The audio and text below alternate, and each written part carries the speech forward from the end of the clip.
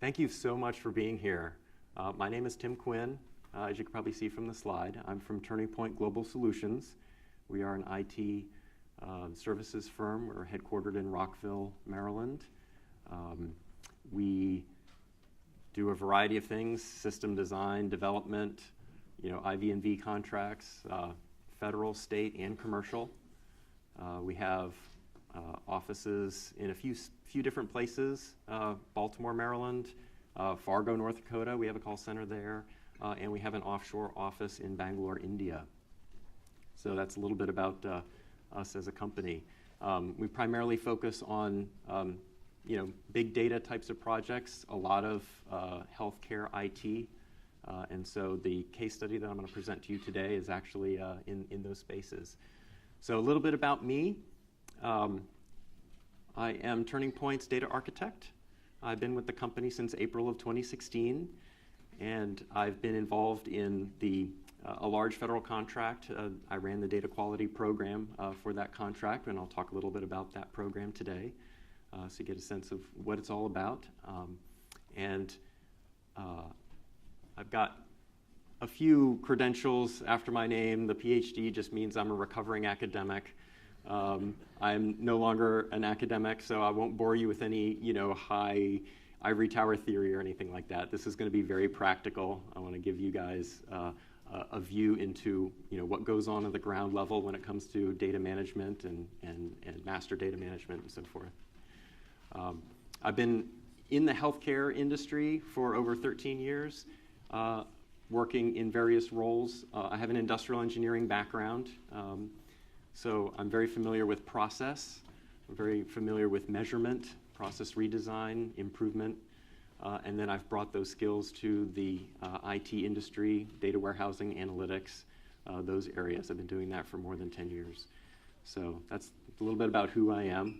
And I'm just blown away by the level of interest here in this particular breakout session.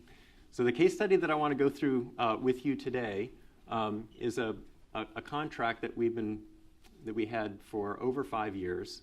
It's called Advanced Provider Screening, and I'll peel back several layers of the onion here. I'll give you sort of the big picture first. It is a fraud prevention program. We did win a Federal Health IT Innovations Award for Big Data back in 2015 for this particular program, so it was very successful.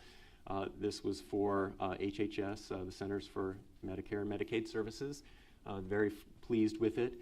From a solution design perspective, the technologies that were used in that solution architecture were, I'll call them flagship technologies, back over 5 years ago. And we, like in any project, we experienced some challenges and bumps in the road along the way, trying to assemble all of those components of the solution architecture together. And I want to talk a little bit about those challenges, because since the system was originally developed, there has been a lot of innovation in the marketplace since then. New technologies, new methods, techniques that have come out.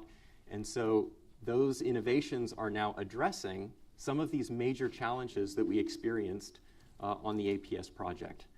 And so I want to walk you through not a huge laundry list, but a few, just to give you a flavor of what types of challenges crop up in a program, a data integration, very data-intensive program of this type, and then how might some new innovations in the market ameliorate some of these challenges. So we did do we re-engineered kind of a next-generation system using NoSQL technologies. So we have sort of a good basis for comparison of, I hesitate to use the word legacy, but traditional relational database technologies, and then, of course, the new NoSQL database technologies like MarkLogic. All right, so that's level one. Level two of the onion here. Tell you a little bit more about advanced provider screening. What is it? So this is a system that screens healthcare providers as they are enrolling in the Medicare system. Right, so before a patient's physician is allowed to bill Medicare for the services that they render to that patient, if they're a Medicare beneficiary, they have to be enrolled in the program. And so there's a vetting process, screening process that takes place. just to prevent waste, fraud, and abuse, right? So it's sort of a front-end check, if you will. And in order to do this screening, we have to construct, basically do a background check, basically construct a profile of every provider that's applying for participation in the Medicare program. And we acquire data about these individuals, these providers or organizations, from a variety of data sources. This particular program, we had government sources that we were acquiring data from, and we had commercial data sources. So data vendors were also providing data related to identity, related to their professional licensure, if they were a business, other screening data about where they were incorporated and things of that nature, and also the criminal data, basically doing a criminal background check at the federal level and at the state and local level. And then later on in the life cycle of the project, we added geospatial data, and I'll talk a little bit about that change to the system in order to expand it to accommodate those data sources. So the system itself is intended to monitor all of these data sources in essentially real time, right? So that we want to get a triggered alert, right? We don't want to have to manually go check a million different data sources and make a determination about whether these providers are acting inappropriately when it comes to their billing and so forth. If there's some sort of criminal activity that pops up on their record, or let's say that their professional license then expires and they fail to renew it, or they fail to renew it in a timely manner. Like, CMS wants to know about that.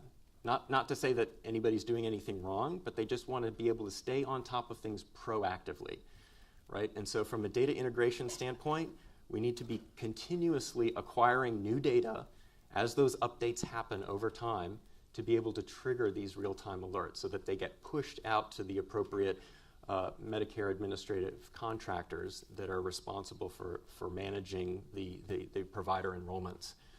So the whole goal, the value proposition here is we want to get out of the business of pay and chase. Maybe I should say a little bit about what I mean by that phrase. So traditionally, pay and chase was Medicare was legally required to pay providers for their services rendered. And then if after the fact they discovered that there was the potential for some fraud that triggered an investigation by the OIG, then they would have to chase down that provider and try to get the money back, right? So there have been new processes instituted within HHS to try to prevent the payment of a claim that a provider would submit to the agency before, try to prevent payment of a claim when they submit it, if there's any indication that there's potential fraudulent activity going on. This system is way earlier in that life cycle. We're trying to catch people at the front end, at the front door, if you will, right? Both when they first apply to the program, maybe again when they're looking to expand their service area. So providers will enroll in Medicare state by state, so they have to explicitly apply for different jurisdictions for their rendering services. And the continuous monitoring that I talked about. So as new data come to light about these individuals, CMS wants to be able to proactively review a provider's profile as these changes occur, right? So that's a way that we can sort of get out in front of any potential problems here. So I have two main diagrams in my presentation, and they're both almost the same. So once I orient you to one, hopefully you won't get lost and you'll be able to follow along here on where I am. So this is sort of a very high level depiction of the data processing, the pipeline of the advanced provider screening system. So I've broken it down into 5 main stages. The first stage are all of the data sources that we have to connect to, whether they're government databases or data vendors providing us a data feed and so forth. And we have to acquire that data through some mechanism, whether it's file transfers, or maybe we have web service calls, or whatever the mechanism is. And we need to acquire that data and load it into a database somewhere.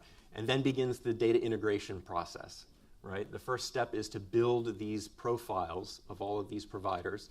And typically we build the profiles first on by source, because each source has sort of a different slice or a different view of each person's data, right? So the government sources tend to look very different from the commercial sources.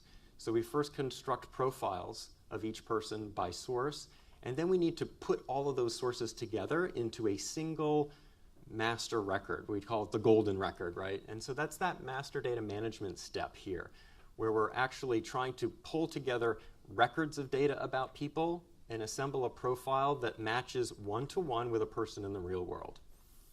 When I was applying to graduate school, I had submitted my information to the registrar, and they had set me up in their system and issued me a student ID number.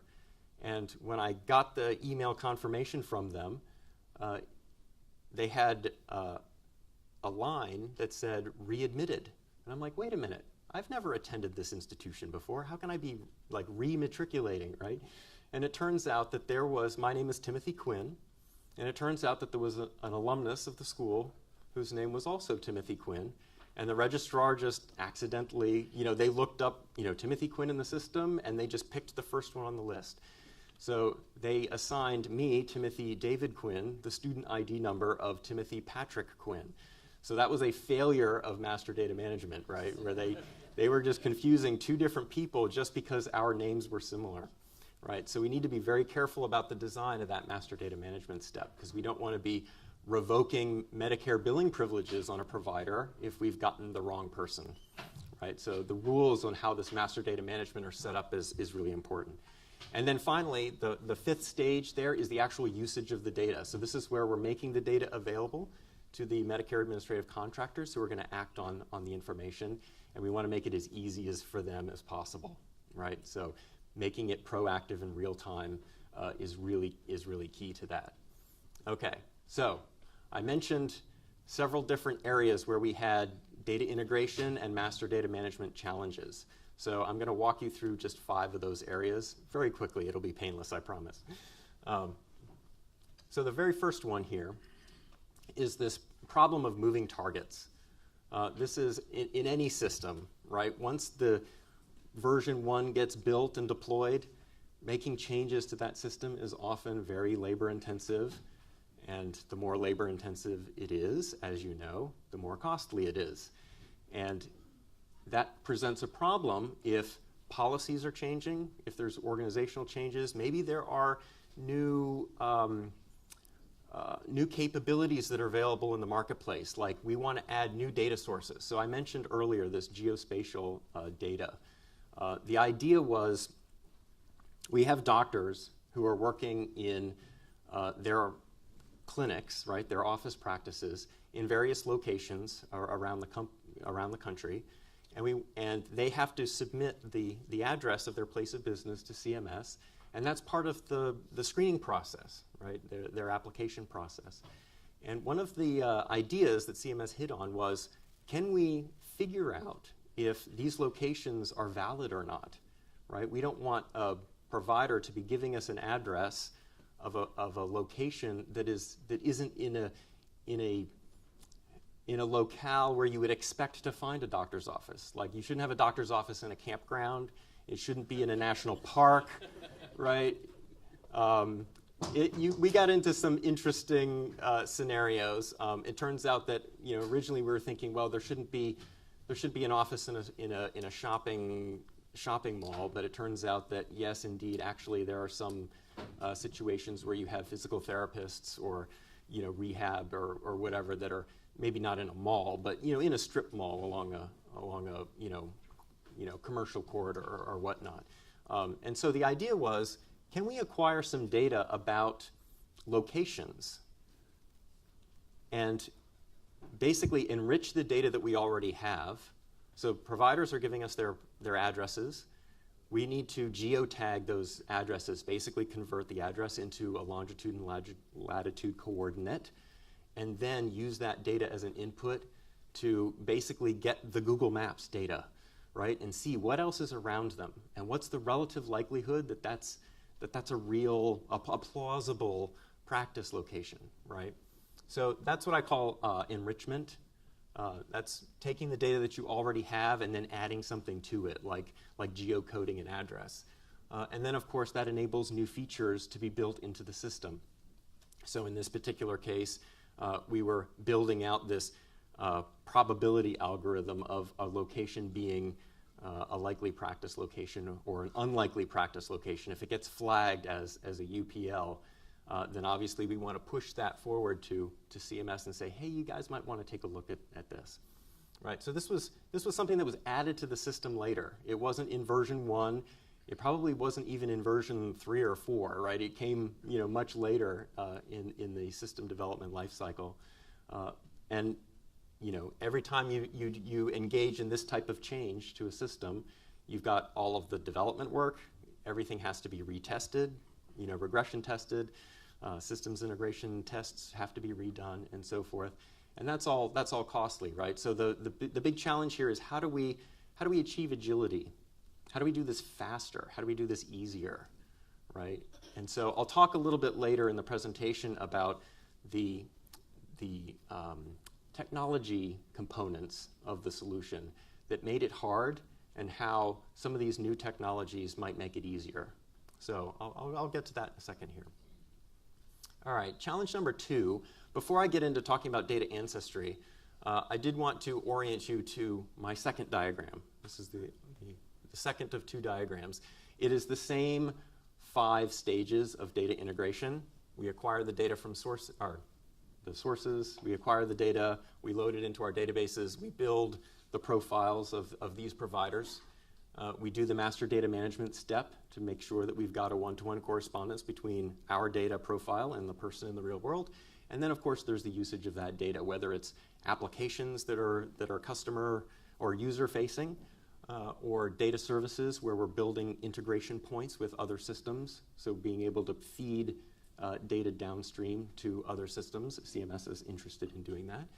And then, of course, reports that are attached to it, just for auditing, monitoring, and so forth.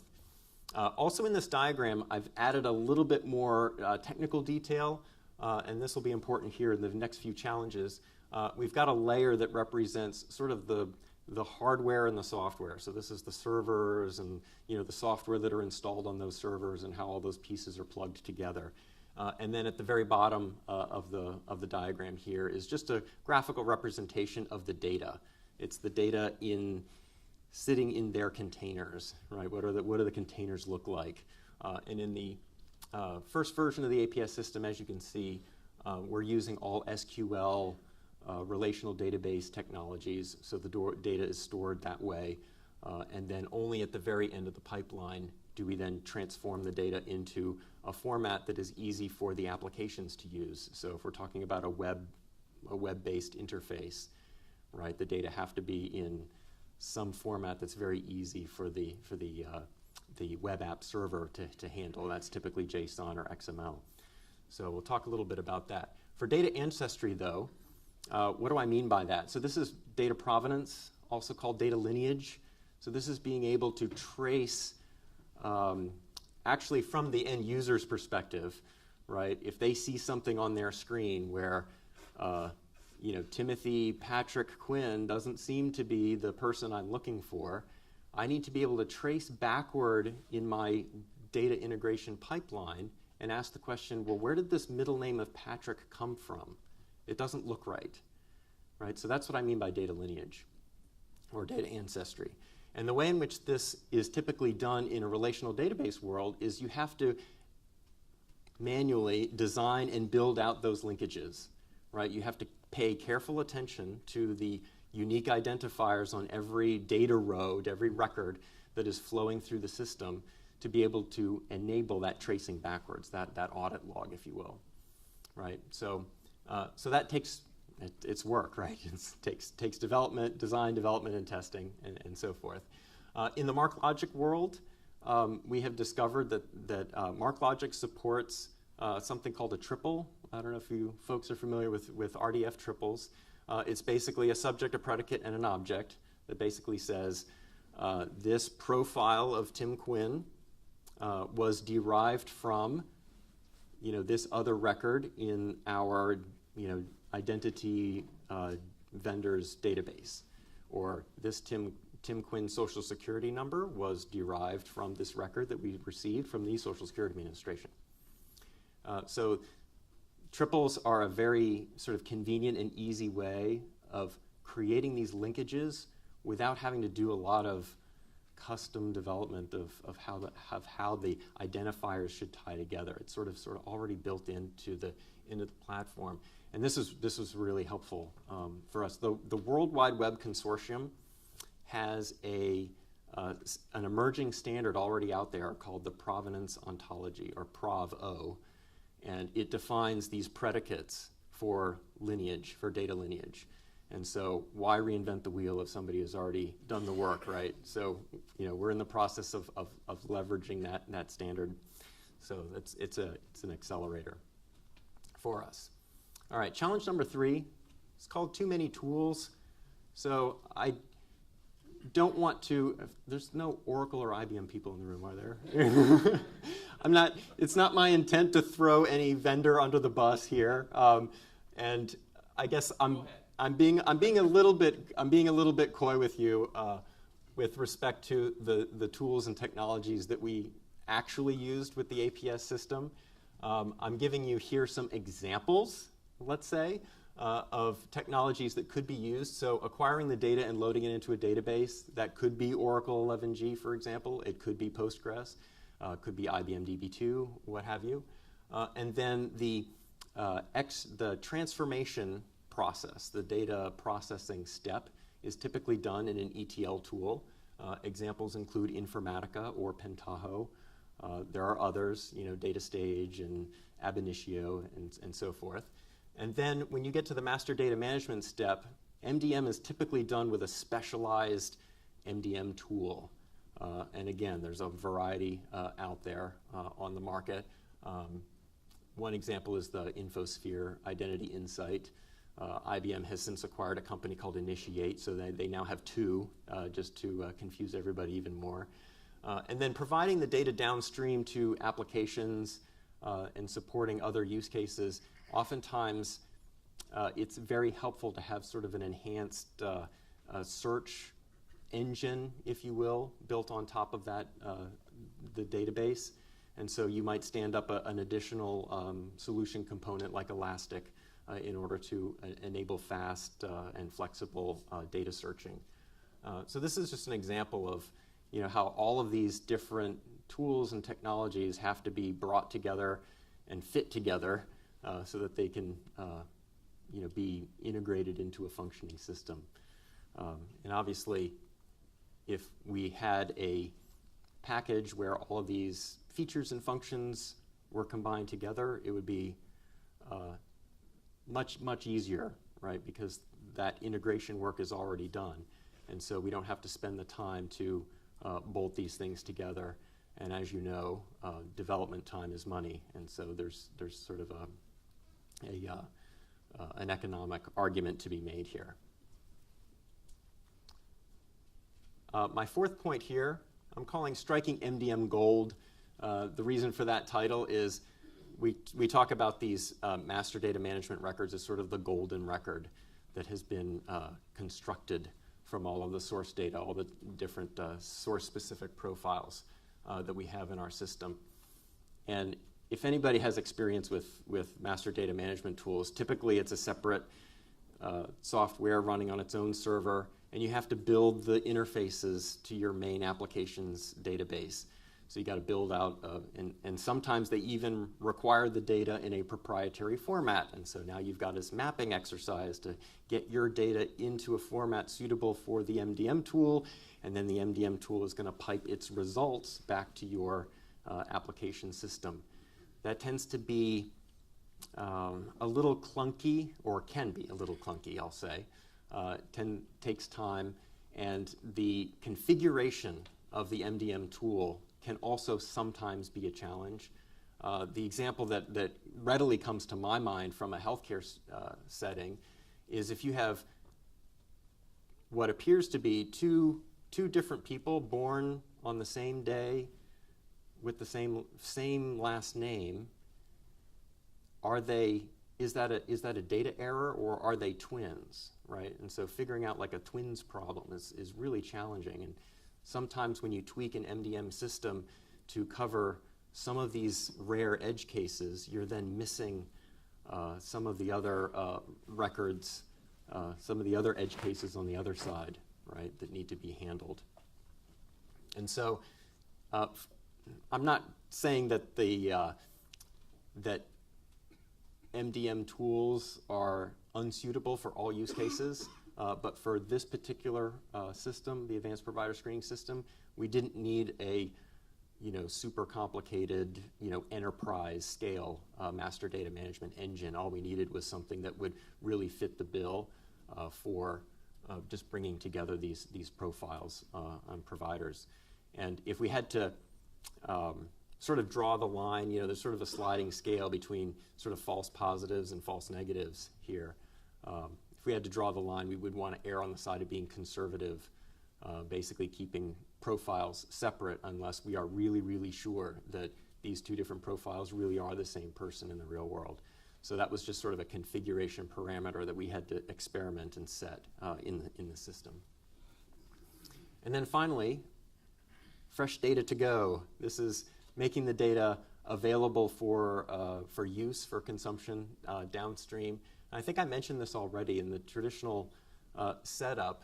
All of the relational databases and the tools that interact with them are all SQL based. And so you have data modelers that are designing out the data model in third normal form, right?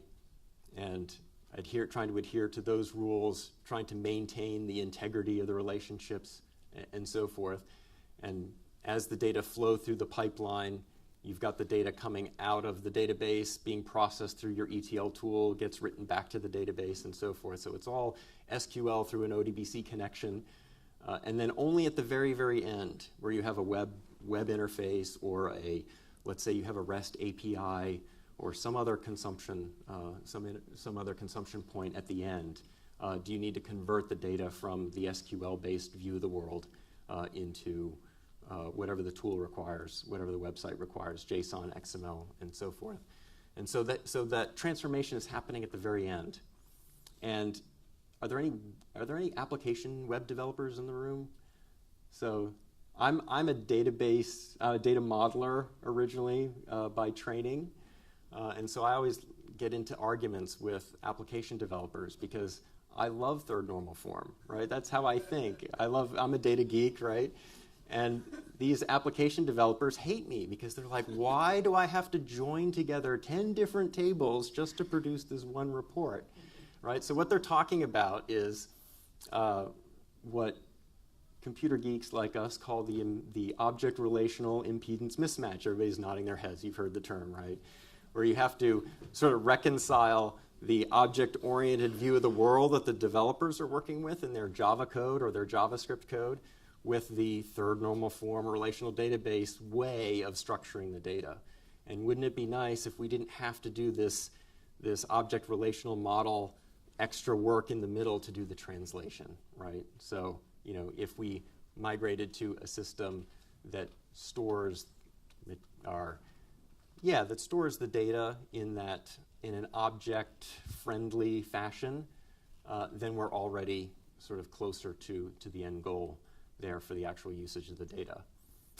Just as an aside, I will say that a lot of the principles of data modeling from relational technologies do translate over into this world. You still have entities, you still have relationships among entities, you still need to pay attention to the cardinalities of those relationships.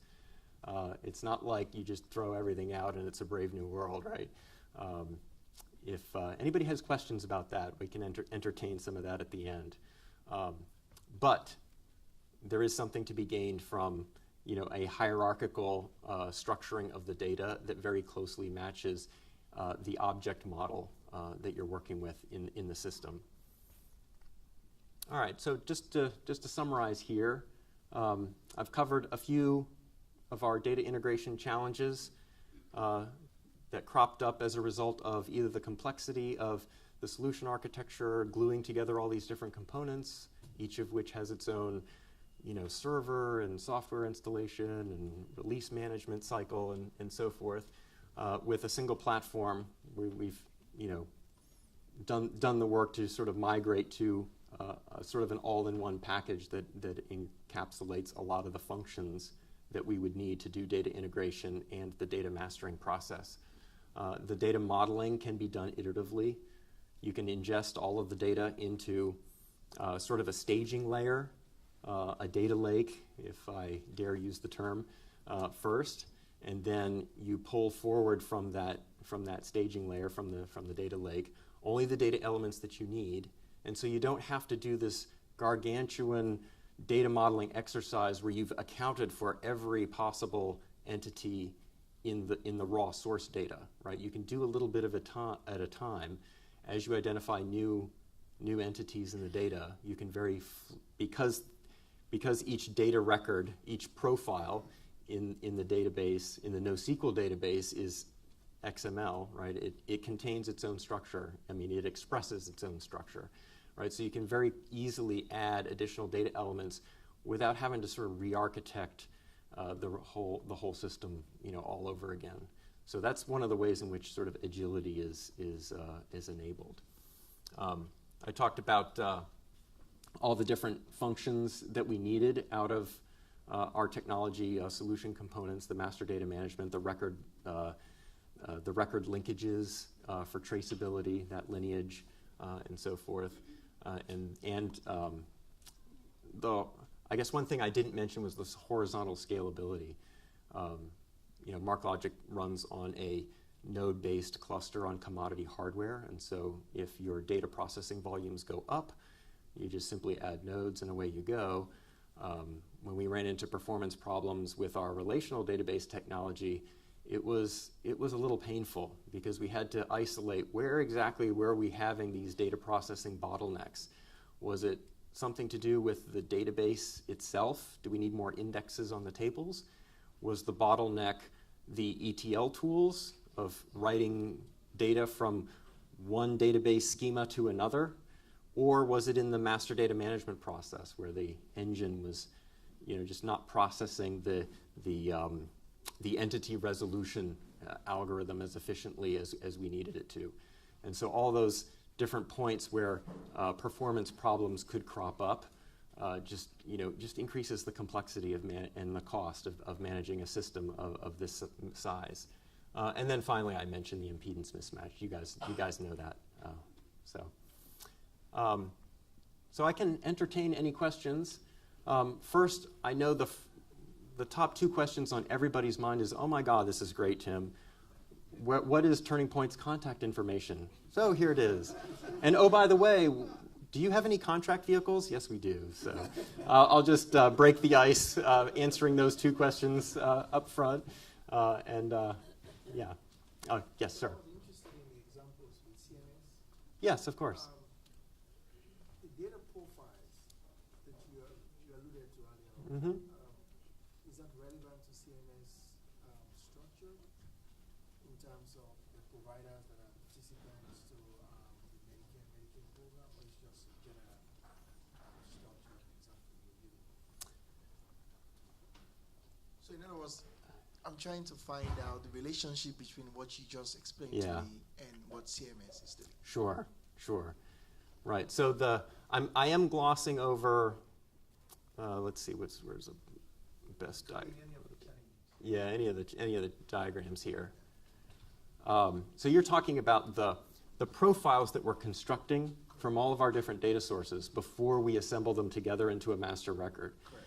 So that process has aspects of it that I would consider to be fairly universal to any government agency, program, any situation where you're needing to manage lists of people, whether they are providers, whether they are, CMS also cares very much about their beneficiaries, right? So they need to manage their list of beneficiaries. They may need to manage lists of organizations. If you had vendor lists, organization data is a whole nother realm that we haven't even touched on here. But then there are also aspects of this profile that are specific to this particular screening program, right? CMS had some, very detailed requirements that we had to meet, and so those obviously would not necessarily be transferable to another context. What type of unique identifier would you recommend in terms of building the profile? Because you kind of catching up data from different sources, the relational databases. Yep. So, Yep. I mean, and the challenge has been to find a unique identifier, Yes. that probably would link. Right. And what would you recommend? Right. That's sort of a data modeling question. So I'm a big fan of designing systems to not make many assumptions about the data that you're receiving, because until you receive it, you have no idea what the quality is going to be, right? So you don't want to put yourself in a position where you are relying on a data source's identifier to be unique, and then it turns out not to be, and we've all been there, right? We've all been burned by that. And so how do you get around that problem? The way we get around it is you have a system like the master data management system that will create and assign its own unique identifiers.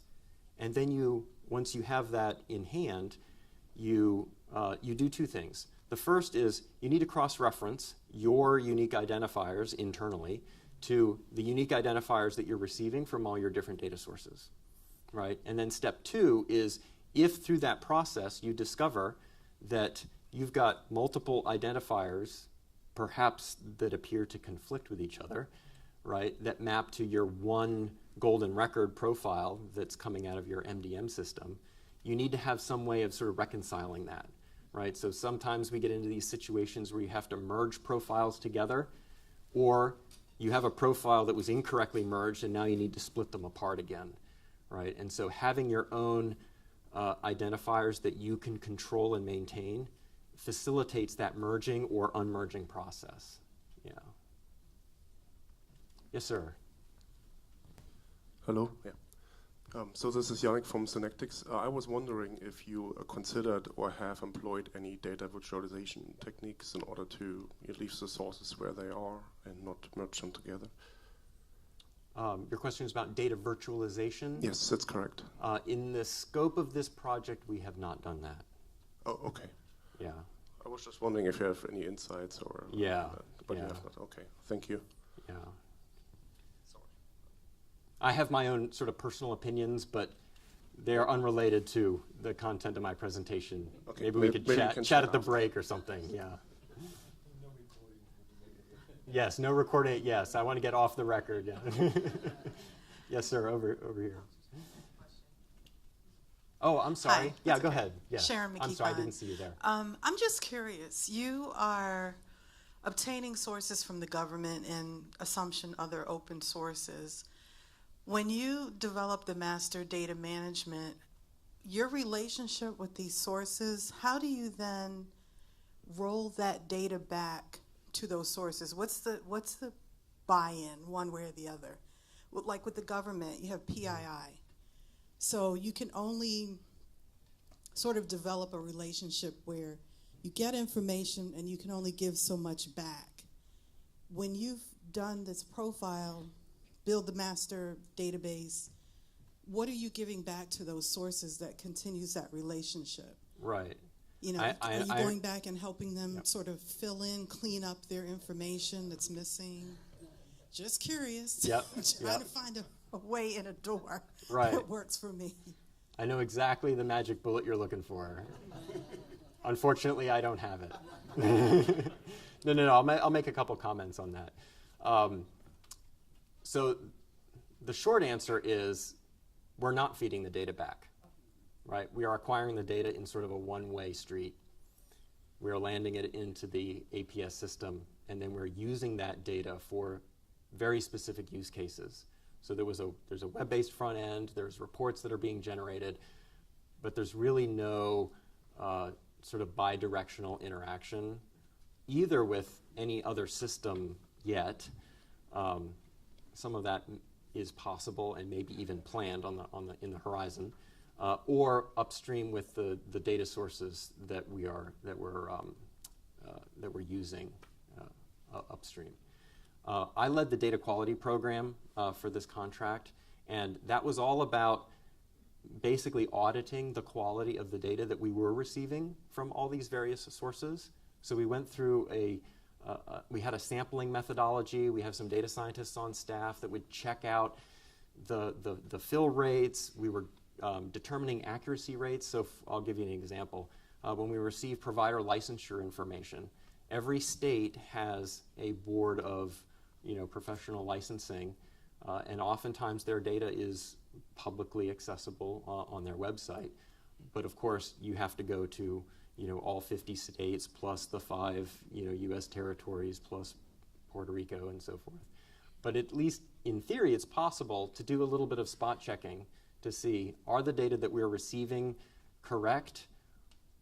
Are they formatted appropriately? And most importantly, are they timely? So a lot of these databases in the States aren't yet at a point where they're enabled for web services.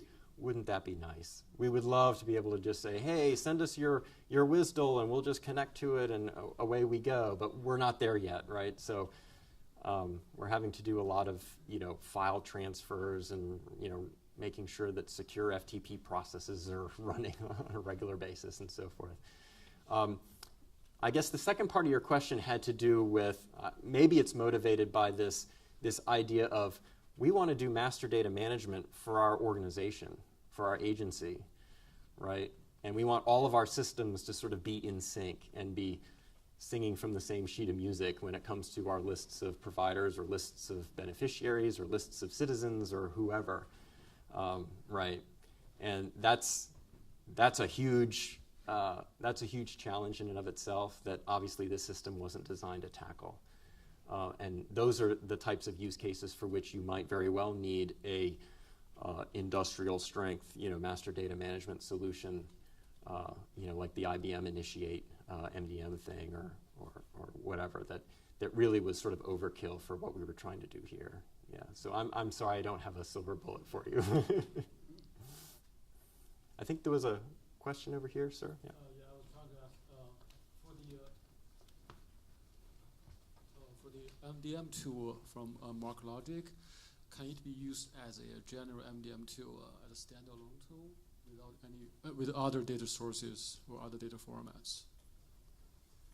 I'm sorry, I'm not sure that I completely understand your question. You're asking, can we use MarkLogic as an MDM tool? Sort of like that, because you mentioned there's a MDM component in the MarkLogic, right? I assume there's a MDM2 component of the MarkLogic product. You can use it to perform the MDM task. That's true, yes. So my question is that I do not have a MarkLogic environment, or I do not have MarkLogic product itself. Can I just use that MDM part as a standalone tool to my own data environment? Oh, I see. Could you use it? Yes, you certainly could.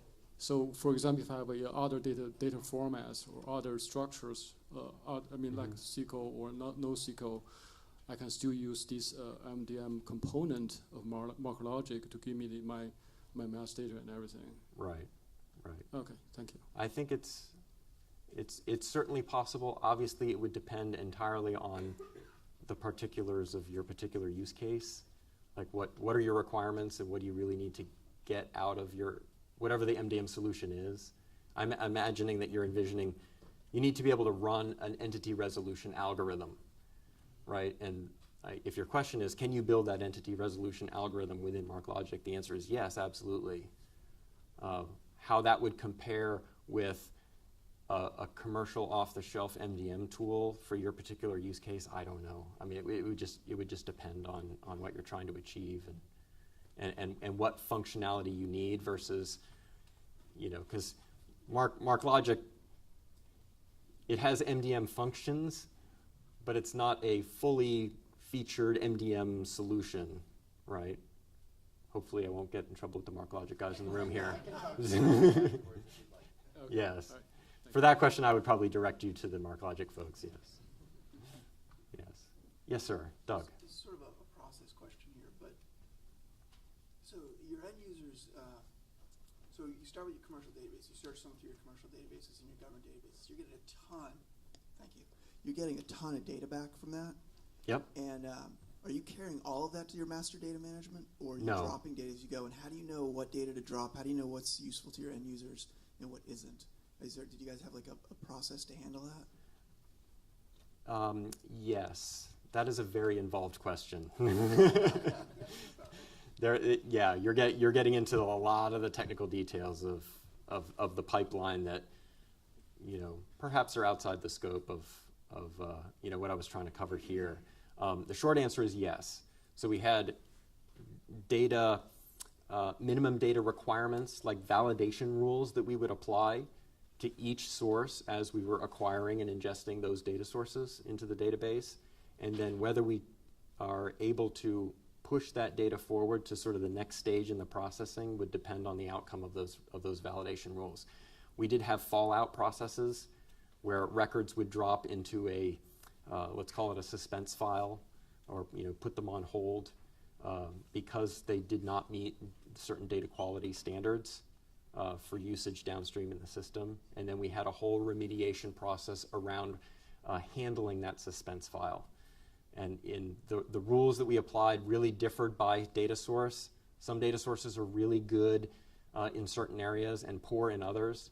An example would be every provider is now required to have a national provider identifier, an NPI number. That NPI number is assigned by CMS through the NPES system. The NPES was a data source that we used for this provider screening system because we needed the source of truth for that national provider identifier. We also got NPI number from our commercial data vendors. We discovered that they weren't doing very good entity resolution on their side, and so they were sending us through NPI numbers attached to the wrong person. And so that was a case where we just would not use NPI number from the data vendor because we already had sort of the source of truth, the gold standard in our database. So just, you know, a simple example of how we're having to make trade-offs, make choices, and define custom data validation rules, just, you know, based on whatever the data element is. Yeah, things like that. Yep. All right, I am getting the signal from Jessica that we should wrap up. Should we take one more question? Yes, over here. One more. Wonderful. Thank you so much for a lovely presentation. I just wanted to ask, in seeing the growth in data, what are the solutions and products that excite you right now outside of MarkLogic? Oh, God. That's like another loaded question. MarkLogic is great. Let's put it this way. If you're willing to buy me lunch, we can go have a chat. Yeah? Very nice. Well, thank you very much. This was a pleasure.